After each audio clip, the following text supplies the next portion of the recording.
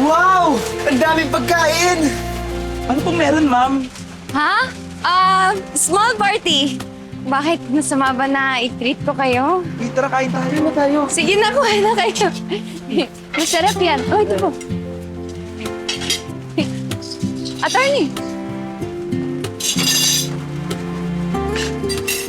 Dito party as in party Pero Tulong ko ng budget ko. Wala nga akong mana, remember?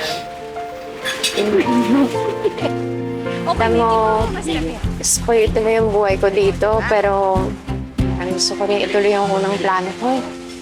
Ewan ko, nagugulaan pa ako. well, kailangan mo na mag-decide kasi malapit mo na matapos yung list eh. Dalawa lang, di ba? Play hide and seek, tapos find true love. Pero alam mo, feeling ko, pwede naman natin pag-isahin na lang yun eh. Taguan ng feelings, tapos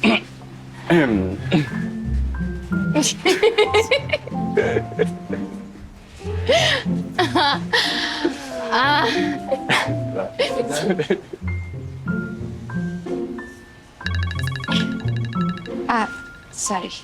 sige. Sagutin ko.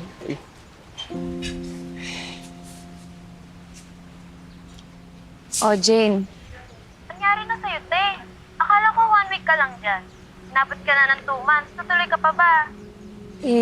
May nangyari kasi. Wala akong nakuhang mana. What? Paano yan? Bibigay mo na slot mo sa iba? Hindi, teka, sandali.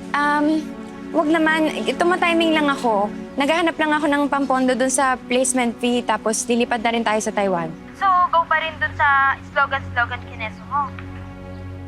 Para sa mana, Lorraine. Para sa placement fee. Para sa bagong buhay.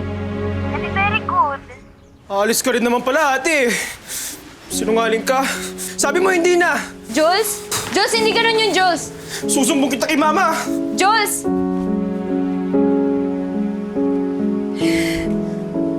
Wala po sa kwarto, ma'am eh.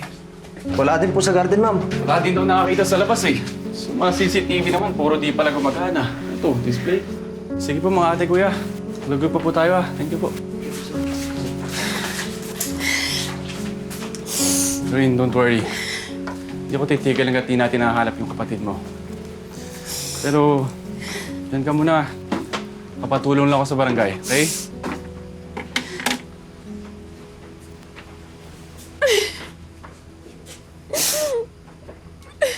Ayoko na. Ayoko na. Hindi ko na kaya. Hanggang dito, failure pa rin ako. Mama, sa sobrang failure ko, pati yung mga tao sa paligid ko nadadamay. Nagugulo na din yung buhay nila kagaya ko. Palibasa kasi ako, ang gulo-gulo ng buhay ko. Kaya itong listahan mo. Kung ano man tong paandar mo sa akin, hindi ko na kayang tapusin, Ma. Anak, kaya mo. Kaya iniwan ko sa'yo yung paandar na yan. Dahil yan ang magpapaandar sa buhay mo. Hindi ko kaya, Ma. Hindi ko kayang gawin na wala ka. Lalo na ngayon, wala ka na talaga sa amin. Anak, tingnan mo ang sarili mo. Ikumpara mo ang sarili mo nung unang dumating ka dito. Ang layo-layo na, anak.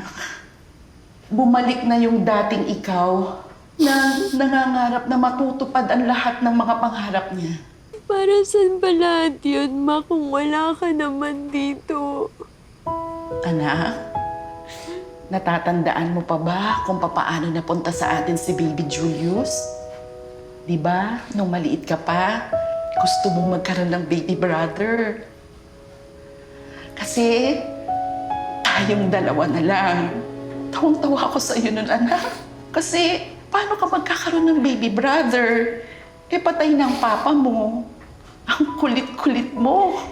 Sunod ka ng sunod sa akin. Ayan, nandyan na si Baby Julius. Tuwang-tuwa ka nun, anak. Mahalin mo si Julius. Gaya ng pagmamahal mo nung una mo siyang nakita. Pag nagmahalan kayo, parang nandito na rin ako. kasama niyo. Mama.